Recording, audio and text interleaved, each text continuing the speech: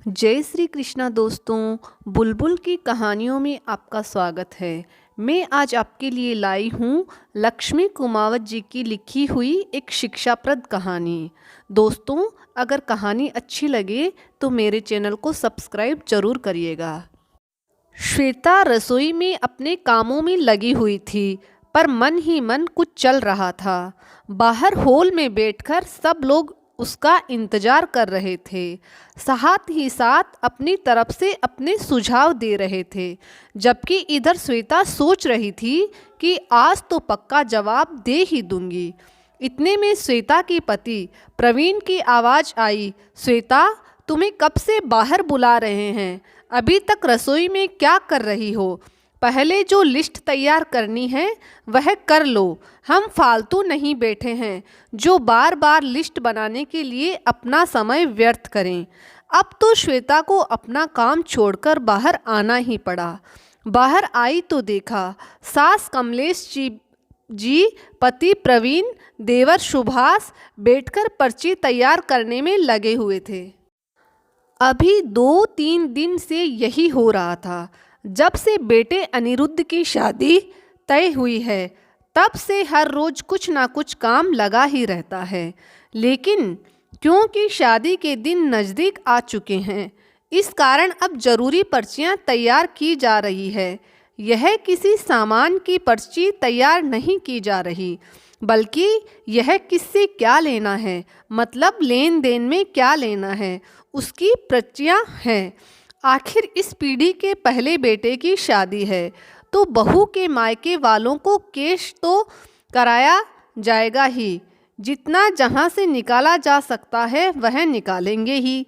होने वाली बहू के मायके से लग्न के दिन, शादी वाले दिन रिश्तेदारों के लिए क्या क्या आएगा, साथ ही साथ सास ससुर और दादा दादी सास का क्या आएगा, उसकी 2 पर्चियां तैयार करके पहले ही दे दी गई है। अब तैयारी हो रही है श्वेता के मायरे से आखिरी बात में क्या क्या आएगा। जैसे ही कमलेश जी ने श्वेता को वहां खड़े देखा तो बोली, ले बहू, देख ले, सब कुछ लिख दिया है। कोई रह गया है या कोई कमी है तो बता दे, इतना तो तेरा भाई दे ही देगा। आखिर इकलौती बहन जो ठहरी, मतलब इन लोगों ने पर्ची बना भी दी। मतलब श्वेता को सिर्फ यह पर्ची दिखाने के लिए बुलाया गया है। पर्ची हाथ में लेने के बाद श्वेता ने उसे खोला भी नहीं, बल्कि बिल्कुल मौन खड़ी रह गई।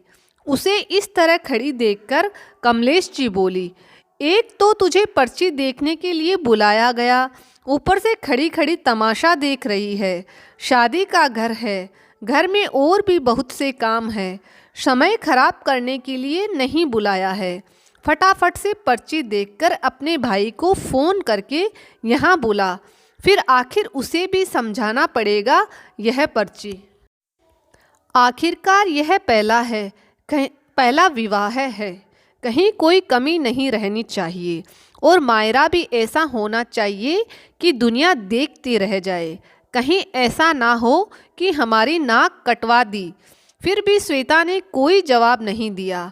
आज तक ससुराल वालों के सामने बोल नहीं पाई तो अब कैसे बोले। उसे चुप देखकर प्रवीण भी चिल्लाया, अरे तुम्हें सुनाई देता है या नहीं? जवाब क्यों नहीं दे रही हो तुम?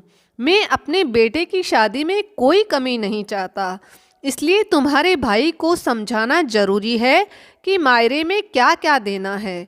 कहीं ऐसा ना हो कि मुंह उठाकर चले आए। मैं कोई पेंट शर्ट का कपड़ा नहीं लेने वाला, मेरा सूट सिलवाना है और तुम्हारा भारी जरी का बेस रखना है, साथ ही सोने के गहने भी रखना होगा। ऊपर से हमारे सारे रिश्तेदारों के कपड़े और शगुन भी ढंग के होने चाहिए, तो उसे भी तैयारी तो करने में वक्त लगेगा। प्रवीण की डिमांड सुनकर श्वेता हैरानी से उसकी तरफ देख रही थी। उसे अभी भी चुप देखते हुए कहा, रहने दो, तुम, खुद ही फ़ोन कर दूंगा। कहते हुए प्रवीण ने श्वेता के हाथ से पर्ची छीन ली और सभी लोग उठकर जाने लगे। इतने में हिम्मत करके श्वेता ने कहा, मेरा भाई कोई मायरा नहीं देगा, उसकी बात सुनकर सब लोग हैरान होकर उसकी तरफ देखने लगे। क्यों, क्या बात हो गई? मायरा नहीं भरेगा?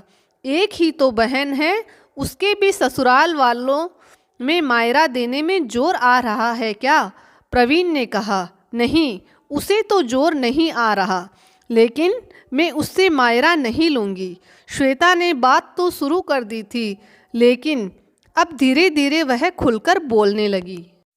इतने में देवर सुभाष ने भी अपनी ठसक दिखाते हुए कहा, क्यों क्यों नहीं लेगी आप मायरा? जरा हम भी तो सुने। क्योंकि मेरा और मेरे भाई का बिल्कुल बराबरी का दर्जा है, और मेरे माता पिता ने भी वह बराबरी का दर्जा हम दोनों को दिया है, तो भला मायरा वह क्यों देगा? श्वेता ने पूरे आत्मविश्वास के साथ कहा। उसकी बात सुनकर कमलेश जी भी अपनी त्योरियां चढ़ाकर बोली, ओहो, नए नए रिवाज निकल कर आ रहे हैं आजकल तो। तेरी इतनी जबान कैसे चलने लगी रे? कुछ ज़्यादा ही छूट तो नहीं दे दी कहीं हम लोगों ने तुझे? आपकी छूट को आप ही रखिए, मुझे उसकी ज़रूरत नहीं है। और रही बात मायरा भरने की, तो वह मेरा भाई नहीं देगा। अच्छा, क्यों नहीं देगा? मायरा तुम्हारा भाई? हमारी क्या समाज में इज्जत नहीं है? कितने लोग आएंगे, इतने रिश्तेदार वहाँ मौजूद होंगे, तो क्या उनके बीच में हमारी नाक कटवा दोगी? और वैसे भी कौन सा अनोखा देगा तेरा भाई? जो सारी दुनिया की रीति रिवाज है, वही रीति रिवाज मांग रहे हैं। प्रवीण अभी भी अपनी ही रो में बोले जा रहा था, पर अब श्वेता ने जोर से कहा, किस हक से मांग रहे हैं आप मेरे परिवार वालों से मायरा? याद है आपको, या मैं याद दिलवाऊं? जब मेरे पिता की मौत हुई थी, उस समय आपने क्या तमाशा किया था, याद है? वहाँ मेरे पिता की अर्थी सजी थी, लेकिन आप लोगों ने मुझे मेरे मायके नहीं जाने दिया, यह कहकर कि जब तक मेरे पिता की जायदाद को बराबर हिस्सों में नहीं बांटा जाएगा, तब तक तुम उस घर में कदम तक नहीं रखोगी। कितना रोई थी मैं, गिड़गिड़ाई थी आप लोगों के सामने कि मुझे मेरे पिता के अंतिम दर्शन कर लेने दो, लेकिन आप लोगों को समझ में नहीं आया था। मेरे पिता की अर्थी आंगन में रखी हुई थी, उसके बावजूद मेरा भाई मेरे रिश्तेदारों को लेकर यहाँ आप लोगों को मनाने आया था कि मेरी बहन को एक बार पिताजी के अंतिम दर्शन कर लेने दो। पर आपने क्या किया? जब तक आपने कागजातों पर उसके साइन नहीं ले लिए कि श्वेता को प्रॉपर्टी में से बराबर का हिस्सा दिया जाए, तब तक आपने मुझे जाने नहीं दिया था। कितनी बेबस हो जाती है बेटियां। इसी कारण भगवान ने आप जैसे लोगों के घर में बेटी नहीं दी। आपकी बेटी होती तो दर्द समझ में आता। जब आपकी मन की मर्जी पूरी हो चुकी है, प्रॉपर्टी में से आपको हिस्सा मिल चुका है, मैं बराबरी की हकदार बन चुकी अपने भाई की, तो मायरा किस लिए? आप कौन से समाज की बात कर रहे हो? समाज तो उस दिन तमाशा देख चुका था, पर तब कुछ बोला था क्या? समाज को अच्छे से पता है आप लोग कैसे हो, तो फिर मैं समाज की चिंता क्यों करूं? श्वेता की इतनी तेज आवाज़ सुनकर कमलेश जी भी चिल्लाकर बोली, अगर तेरा भाई मायरा नहीं भरेगा तो वह शादी में भी नहीं आएगा। क्यों नहीं आएगा? वह शादी में जरूर आएगा, और याद रखना, अगर वह मायरा भरेगा तो मैं भी उसकी बेटी की शादी में मायरा दूंगी। अगर आपको मंजूर है तो ही उसे फ़ोन करना। श्वेता को पहली बार इतनी ज़ोर से चिल्लाते देखा था। घर में मौजूद बाकी सदस्य भी बाहर निकलकर आ गए। सबको लगा कि एक दो दिन में श्वेता चुप हो जाएगी, लेकिन वह अपनी बात पर ही अड़ी रही। 3 दिन बाद प्रवीण ने उसके भाई को खुद फ़ोन कर बुलाया, तब भी वह अपने भाई के सामने खड़ी हो गई। भाई, तू मायरा नहीं भरेगा। अगर तू मायरा देगा तो तेरी बेटी की शादी में भी तुझे मुझसे मायरा लेना पड़ेगा। अगर मंजूर है तो ही करना। खुद श्वेता का भाई हैरान था, पर फिर भी खुद को संभालते हुए बोला, लेकिन इससे पहले कि वह कुछ कहता, श्वेता ने कहा, बस इससे ज़्यादा मैं और कुछ नहीं कहना चाहती। अगर ज़्यादा मुझसे सवाल जवाब किया जाएगा तो बिना माँ के ही बेटे की शादी कर बहू ले आएंगे यह लोग। यह गलत है, तुम ऐसी हरकत कैसे कर सकती हो? प्रवीण ने गुस्से से कहा। तो श्वेता ने मुस्कुराकर फिर इतना ही कहा, मेरे पिता की मौत पर मैंने यह सब आप ही से सीखा था कि अपना काम ऐसे समय पर कैसे निकलवाया जाता है। आखिरकार श्वेता की जिद के आगे सबको झुकना पड़ा। श्वेता ने मायरा नहीं लिया।